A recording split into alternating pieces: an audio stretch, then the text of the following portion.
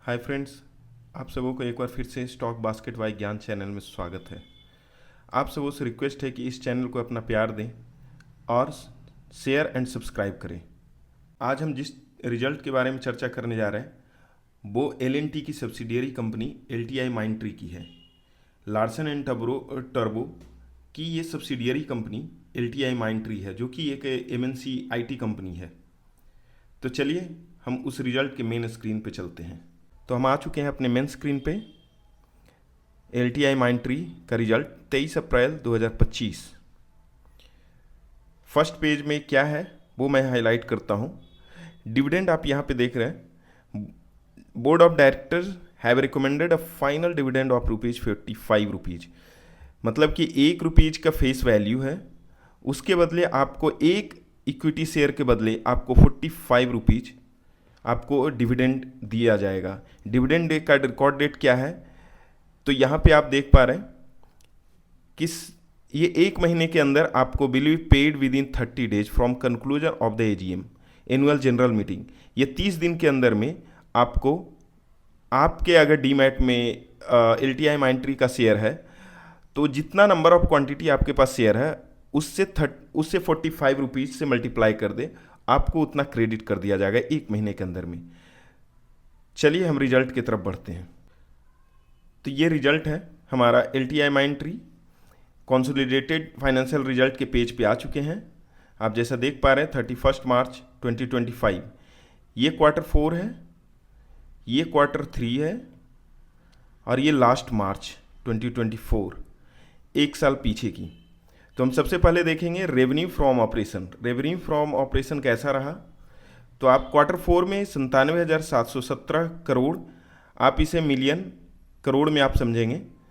97,000 crore rupees Q4 में revenue from operation से generate हुई है। जबकि इसके पिछले सत्र की बात करें, पिछले क्वार्टर में, तो 96,000 करोड़, और अगर एक साल पीछे की बात करें तो 88,000, लगभग 89,000 करोड़ का जनरेट किया था।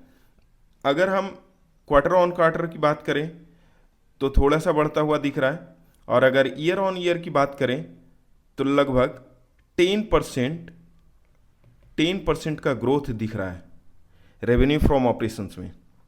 वहीं एक्सपेंसेज की ओर आगे चलते हैं तो टोटल हमारा खर्च कितना हुआ, तो हमारा Q4 में 84,000, लगभग 85,000 करोड़ का खर्च हुआ। हमारे पिछले क्वार्टर में 84,000 करोड़, पिछले साल 76,000 करोड़। आप कह सकते हैं कि खर्चे में भी बढ़ोतरी देखने को मिल रही है यहाँ पे, क्वार्टर ऑन क्वार्टर और ईयर ऑन ईयर बेसिस पे भी।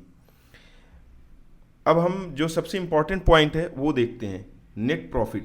नेट प्रॉफिट कैसा रहा, तो यहाँ पे आप देख सकते हैं कि Q4 में हमारा नेट प्रॉफिट 11,286 करोड़, पिछले क्वार्टर में 10,867 करोड़, और पिछले साल मार्च की बात करें तो 11,000 करोड़। 11,000 करोड़। सो ईयर ऑन ईयर बेसिस पे हम अगर इस क्वार्टर की चर्चा करें तो हमारा लगभग 2.6% के आसपास जंप होता दिख रहा है नेट प्रॉफिट में। वहीं Q3 से Q4 में देखें तो लगभग 4% का जंप देखने को मिल रहा है। तो ईयर ऑन ईयर बेसिस पे ठीक ठाक रिजल्ट है। हम EPS की तरफ चलते हैं। यहाँ पे 10 नंबर पॉइंट आप देख सकते हैं। EPS, अर्निंग पर शेयर, हमारा Q4 का EPS ₹38, Q3 का ₹36, और पिछले मार्च की बात करें एक साल पहले की तो ₹37। तो हमारा EPS में भी प्रॉफिट के अकॉर्डिंग बढ़ता हुआ दिख रहा है। तो overall result year on year basis पे हम कह सकते हैं कि लगभग 2.5 और 6% की बढ़ोतरी देखने को मिल रही है, जो कि ठीक है। जिस तरह का रिजल्ट है ग्लोबल मार्केट का IT कंपनियों का, उसके अकॉर्डिंग ये अच्छा है। आपको ये वीडियो कैसा लगा ज़रूर अपना सुझाव दें, कमेंट दें और इस चैनल को सब्सक्राइब करें। धन्यवाद।